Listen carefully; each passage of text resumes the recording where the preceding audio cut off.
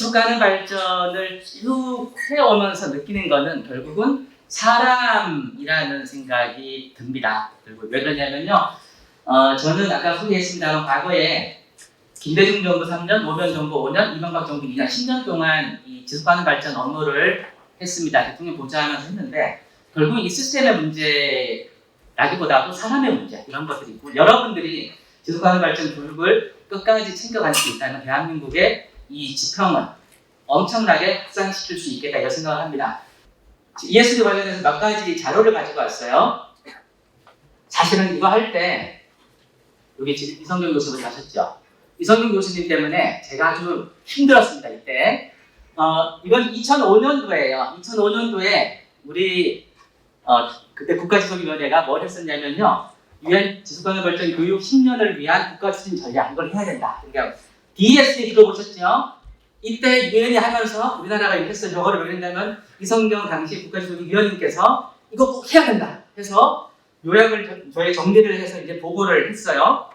그러고 나서 1년 뒤에 이게 뭐냐면 주 5일제 대비 교육과정 개정 시안이에요. 저거 대통령께 보고를 했습니다. 이성경 교수님께서 지금 주 5일제 대비 교육과정 개편하는데 여기에 지속가능 발전 내용을 안 넣으면 안 된다 이번에 기회다.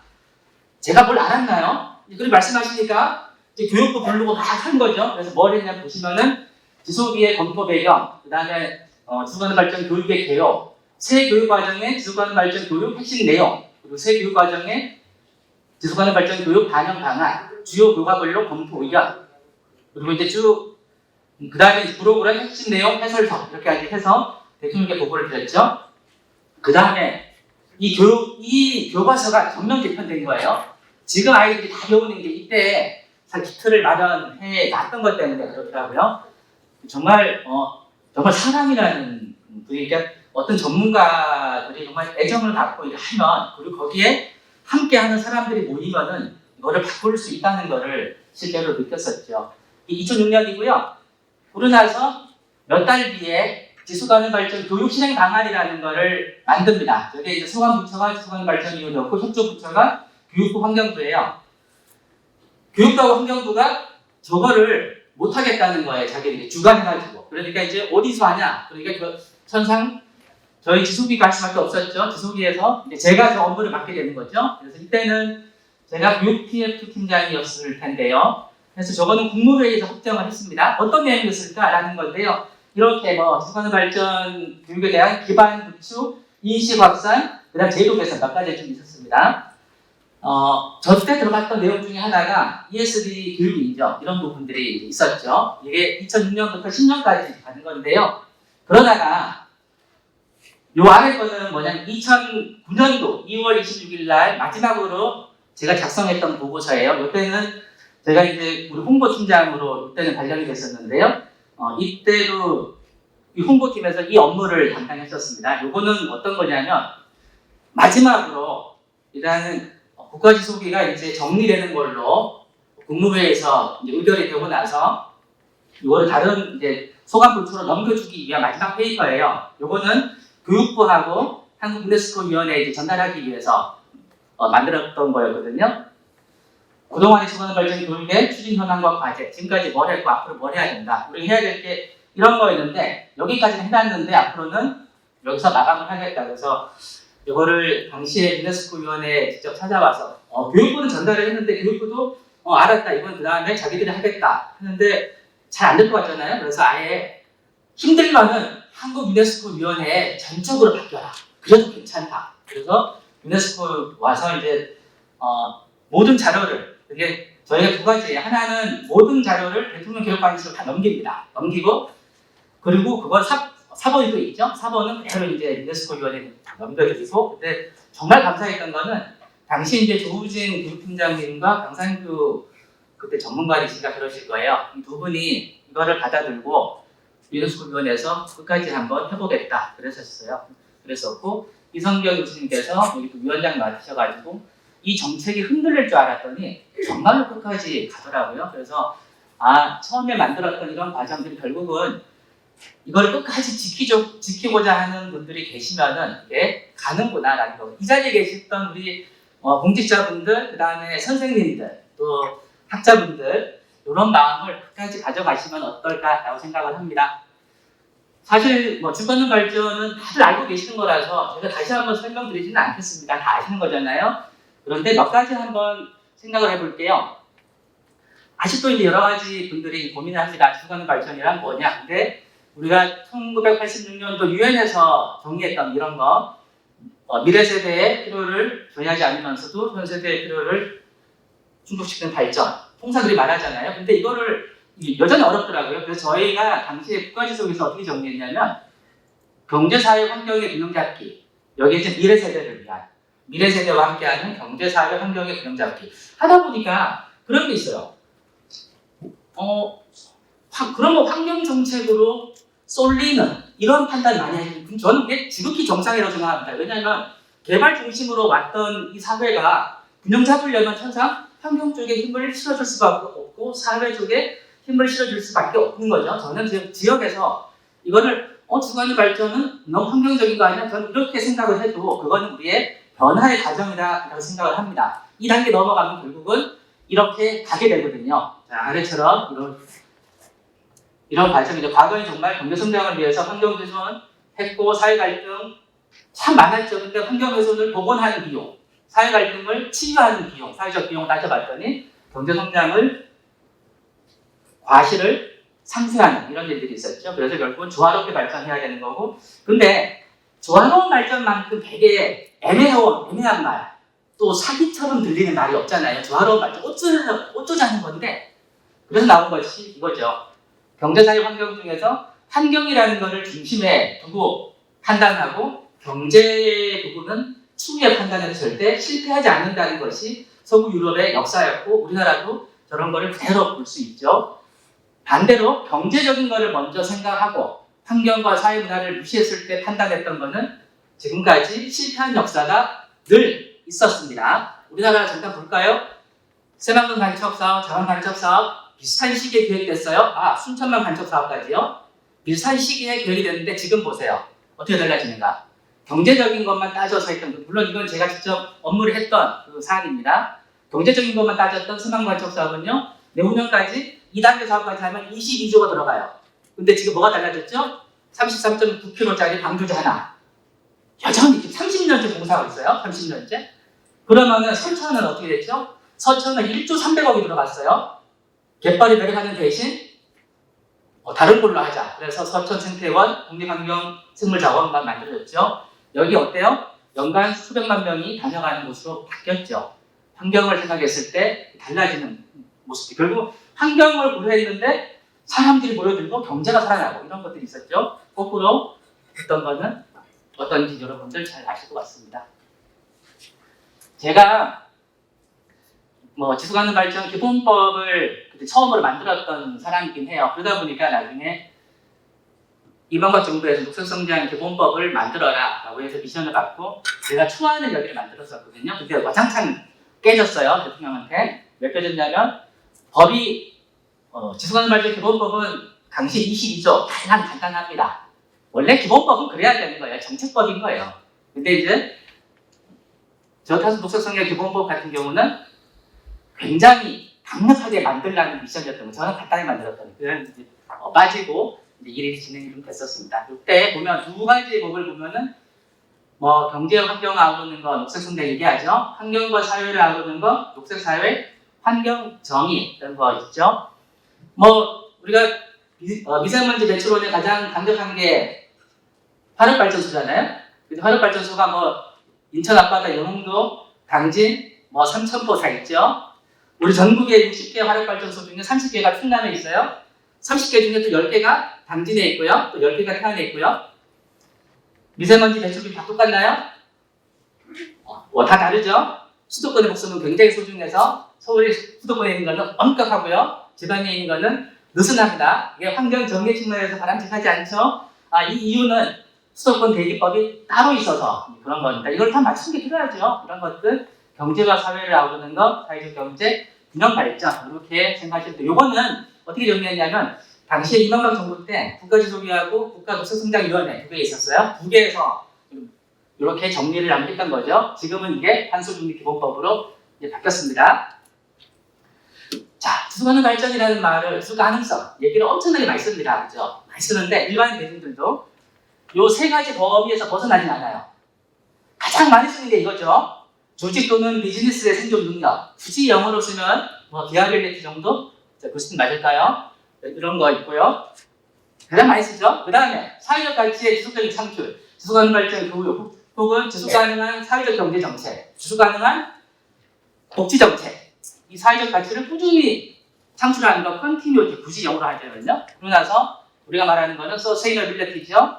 경제, 사회, 환경의 지속가능성, 미래를 위한 자, 세 가지 다 쓰이는데 우리가 말하는 지속가능한 사회는 세 가지가 다 갖춰줘야지만 가능합니다. 첫 번째, 비전이죠. 정확하게 서스테이너빌리티라는 이런 비전을 가지고 그걸 추진할 수 있는 정책, 우리가 지속가능 발전 교육 정책, 지속가능한 복지 정책, 이런 사회적 가치를 추진하고 그걸 하기 위한 주체와 조직이 있어야 되죠. 우리가 ESG 얘기하면은 그나마 유네스코 한국위원회가 이 역할을 해왔기 때문에 이런 것들이 실현될 수 있었던 거죠. 그 지역에 있는 우리 시청, 군청, 학교, 유치원, 심지어 유치원 선생님도 오시더라고요. 이런 게 있는 거죠. 이런 것이 갖춰져야 된다. 위에 두 개가 없고 두 채만 있으면 아주 개고생하고 성과를 별로 없죠. 근데 위에는 있는데 이 아래쪽이 없으면은 계속 리더십은 맨날 뭐라 그러고 이런 정책이 안 되고 이런 일이 있죠.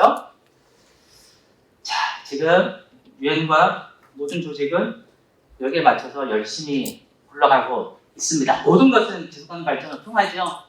참 답답하기도 해요. 유엔이 정말 절박성이 있습니다. 그래서 시민들은 SDG 실천하고 중앙정부는 제도와 정책 지원, 또 지방정부는 지역 확산 실천 이런 것, 또 산업계는 ESG 경영 확산, 그다음 대학은 ESG 대응을 위한 대학 역량 강화 이런 것들을 하고 있죠.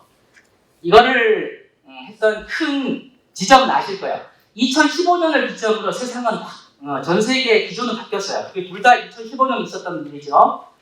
하나는 지속가능 발전 목표가 채택이 된 거. 그 전까지는 개도국 중심이었는데 이게 만들어지면서 어떻게 해요? 모든 국가, 모든 이해관계자가 참여할 수 있는 걸로 바뀌었죠. 그리고 나서 그해 12월 달에 기후변화, 교토 정서가 파리 협정으로 바뀌었죠. 물론 처음에 2.0이었으면 나중에 특별보고에서 1.5로 바뀌었죠. 그 전까지는 교토 정서는 선진국이었는데 이제는 모든 국가를 대상으로 하고 있는 이 전환점을 맞으면서 정책이 확 바뀌게 되죠.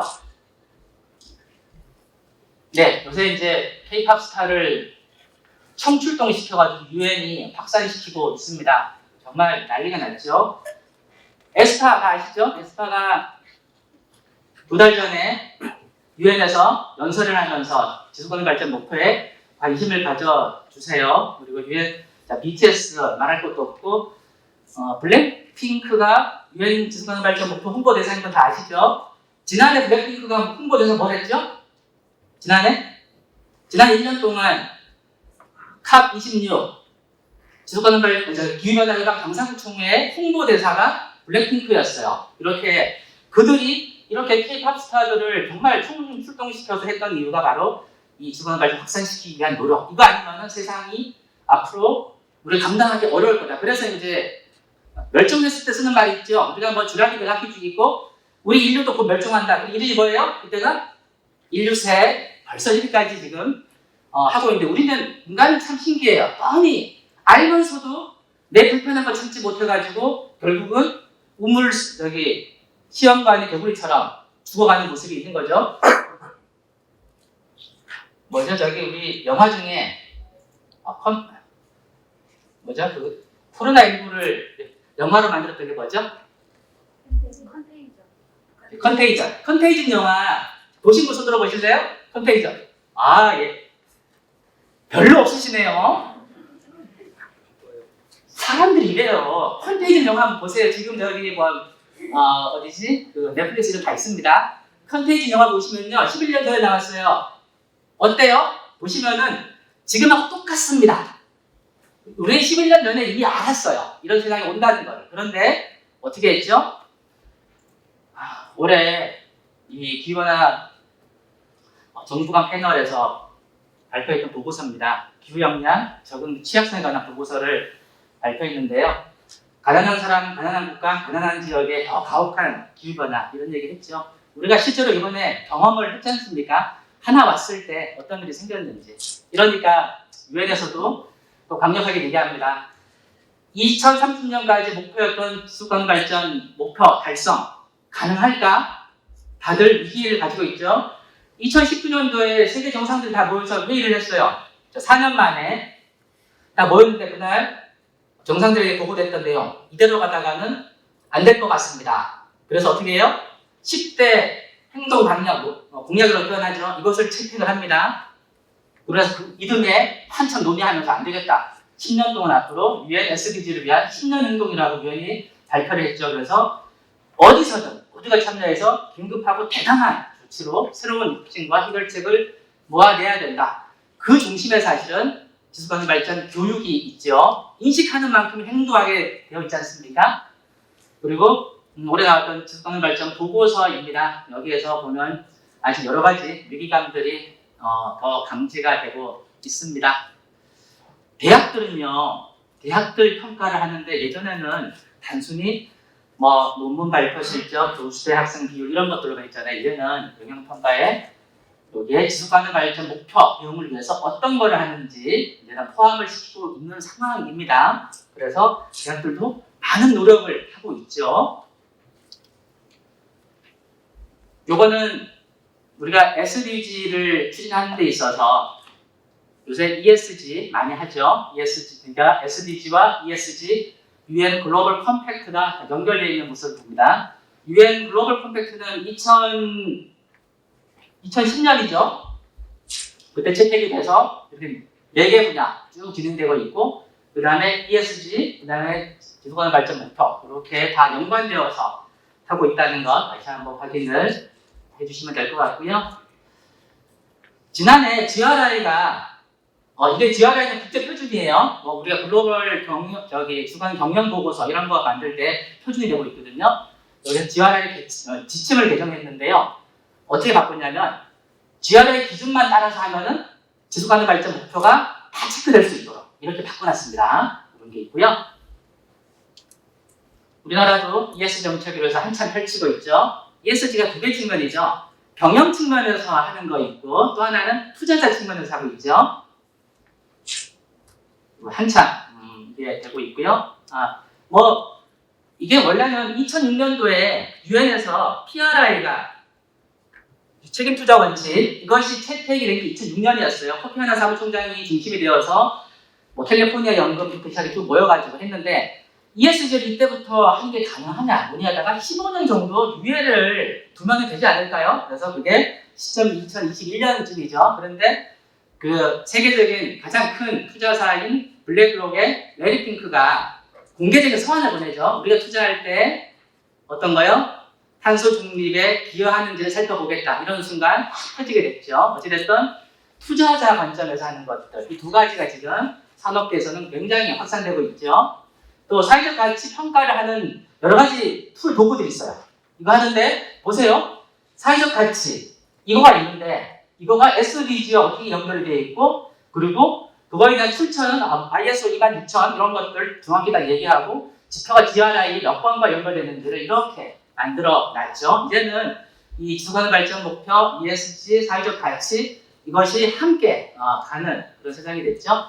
이걸 하는데 그런 얘기 많이 나오죠. ESG 워싱 이게 나와요. 근데 ESG 워싱을 막을 방법 중에 하나가 이거죠. 그냥 볼까요? 녹색 분류 체계, 텍소노미 혹은 이렇게 표현합니다. 이 텍소노미 말로만 계속 들었죠. 지속가능 경제활동 분야를 정하는 분류 체계라고 하죠. 여기는 6대 목표, 3대 원칙이 있어요. 이거를 충실하게 맞춰야 되는 거죠. 우리나라가 여기에 맞을 때 그 경제활동에 대한 지원을 하기로 했습니다. 이게 좀 바뀔 수 있어요. 현재는 69개인데 예를 들어서 배터리 산업, 여기 당연히 포함되겠죠. 원전은 논란 끝에 이번에 정부는 포함시키겠다 얘기를 했어요. 요거는 원래 EU에서 이 작업을 했는데 우리나라도 그대로 차용을 했습니다. 6대 목표는 이거예요. 우리가 앞으로 ESG를 하는, ESG, 그죠? 또 실천, 인증 프로젝트를 할 때도 요 관점은 계속 지향하는 게 필요하죠. 지향하는 거요. 온실가스 감축, 기반화 대응, 물의 지속 가능한 보전. EU는 물과 해양의 지속 발전 보전이에요. 우리나라는 저렇게 얘기했습니다만, 자원순환, 오염방지 관리, 생물 다양성 보존 이런 게 있고요. 이거 하는데 원칙은 3개입니다. 6개의 목표를 기여해야 되고, 근데 심각한 다른 환경 피해가 없어야 되는 거예요. 이게 있고요. 최소한의 보호장치, 뭐죠? 노동시간, 인권 이런 것들을 지키는 거거든요. 논란이 되는 이유가 원전이 그 논란 속에 있었지 않습니까? 이유도 들어갔다 빠졌다 그랬어요. 원전은 온실가스 감축 기후변화 적응 굉장히 큰 역할을 합니다. 그런데 다른 환경 문제에 대한 피해가 크죠. 방사선 폐기물 어떻게 할 거예요? 30만 년 동안 가야 될 텐데 이 문제 해결 없이는 텍소노미에 들어갈 수가 없다. 이런 게 다시 유엔에서 EU에서 정했죠. 우리나라는 이제 포함시켜보자 하는 방법으로 논의를 다시 시작했죠. 지난주에 정부가 했고요. 자, 기본법은 우리 이 자리에 계신 분들 다 아시니까 1차 개정했을 때, 그 다음에 중간에 변형됐던 거, 또 탄소중립 기본법으로 제정, 이게 다 같이 연결되어 있죠. 이렇게 있고요. 법조항은 이렇게 넘어가 있습니다. 법조항이 크지 않아요. 32조 정도로 심플하게. 원래 1차는 22개 조항이었죠. 조금 늘긴 했습니다. 여기에 지속가능 발전 교육과 홍보에 대한 것, 특히 인증이라든가 이런 거는 국가와 지방자치단체가 대통령령과 조례에 맞춰서 할 수 있도록 했던 것. 이게 사실 10년 전에 했던 거, 하고 있는 것들을 이제 법제화되는 이런 성과라고 생각을 합니다. 그거는 이 자리에 계신 분들의 역할이 굉장히 컸다고 생각을 합니다. 그 법에 따라서 이제 지방정부 이렇게 하겠죠. 그럼 5년마다 지속가능 발전 기본 전략과 추진 계획을 어떻게 해요? 공론장을 통해서 만들고 이거를 지자체는 실행하고 또 계획과 조례에 대한 지속가능성 검토 또 일상적인 사업과 교육을 펼치고 다시 이거에 대해서 점검과 평가하고 의회에 보고하고 다시 재검토하고 수정하는 이런 것들을 하게 되겠죠. 저는 가장 중요한 것이 실천이라고 생각합니다. 저는 실천을 이거를 우리가 상중 하루 이런 얘기할 때 저는 실천이야말로 가장 중요하다고 생각을 합니다. 저는 이거 하는 분이 최고로 저는 멋있어요. 제가 정책도 했고 실천도 했는데요. 제일 어려운 게 실천입니다. 현장에서. 그래서 그 시작과 끝은 ESD로 간다 이렇게 생각을 합니다. 지속가능 발전 확산을 위한 몇 가지 과제인데요. 저는 ESD를 이렇게 또 하나의 부분이나 영역이 아닌 분리하는 사고를 좀 타입했으면 좋겠다라는 거예요. 이 자리에 계신 분들은 그렇게 생각하실 거예요. 왜냐하면 이제는 여러 가지 복합 문제를 해결해야 하는 상황이거든요. 그래서 환경교육, 민주시민교육, 세계교육 이런 거를 우리 지속가능 발전 교육이라는 걸로 포괄해서 바라보는 관점 이렇게 가져가면 좋을 것 같습니다. 안 그러면은 기존의 부문 교육에서 벗어나기 어렵겠다 이런 생각이 좀 들고요. 그 다음에 ESD가 교육에서 벗어나서 자기화하는 것, 그래서 실천으로 확산되는 것 이게 중요하다고 봅니다. 저는 이 ESD 인증 프로그램이 이 역할에 가장 충실하다고 생각합니다. 사실 지속가능 발전 얘기를 하지만 우리 지역 것으로, 우리 기관의 것으로, 나의 것으로, 우리 마을의 것으로, 우리 가정의 것으로 바꿀 수 있는 거. 저는 이게 중요하다고 보거든요. 그런 실천들이 확산되면 우리가 지속가능 발전도 더 넓게 깊게 확산될 거라고 생각을 합니다. 그리고 이제 마지막으로 혹시 ESD에 대한 청년소득 도입 이렇게 했는데요. 저는 교육은 왜 우리가 돈을 내고 교육을 받아야지? 이런 문제의식이 필요하다고 봅니다. 교육이라는 건요. 그 사회를 굉장히 건전하고 민주적으로 집행할 수 있는 근본인 건데 왜 이거를 돈 받고 해야? 국가가 전에 지원해줘서라도 할 수 있도록 하는 게 필요하지 않겠어요? ESD 인증 사업 이런 거에 참여하는데 우리가 지원해줄 수 있겠죠. 현금이 아니라 이미 현재요. 무슨 포인트 제도, 마일리지, 에코 마일리지는 1년에 10만 원 결국 주는 거지 않습니까? 이런 걸로 좀 바꿔가지고 얼마든지 할 수 있는 방법이 많아요. 그것이 바로 국민 가치의 실현인 거고 우리 사회의 지방성을 높이는 방법 중에 하나일 테고요. 그런 걸 하기 위해서 우리는 다 아시는 거 스위스 다보스 포럼에서 발표했던 세계 위험 보고서라고 생각해 보자고요. 결국은 우리 10년 안에 가장 크게 국가와 산업계에 영향을 미치는 위험 요인이 있죠. 여기 녹색이 환경 이슈고요. 빨간 색깔이 사회 이슈예요. 기후행동 실패. 우리 표현으로 보면은 탄소 중립의 실패인 거죠. 극단적인 날씨. 이번에 경험을 했죠. 적도 부분이 아니라 적도 이상에서 태풍 발생하는 경우가 이번에 처음이었죠. 생물 다양성 감소라든가 이런 부분에서 어떻게 우리가 할 것인가. 물론 이런 사회적 문제도 있죠. 네, 시간이 부족해서 빠르게 말씀 죄송합니다만 이 자리에 계신 분이 저는 대한민국의 지속가능 발전을 위해서 할 수 있는 가장 현장에 계신 분이라고 생각합니다. 여러분들이 계셔서 저도 사실은 용기를 내서 저희 동네에서 뭘 할 것인가 다시 한번 찾아보도록 하겠습니다. 앞으로도 지속가능 발전 ESD 프로젝트 사업이 끝까지 잘 될 수 있도록 함께 지혜를 모아주셨으면 감사하겠습니다. 고맙습니다.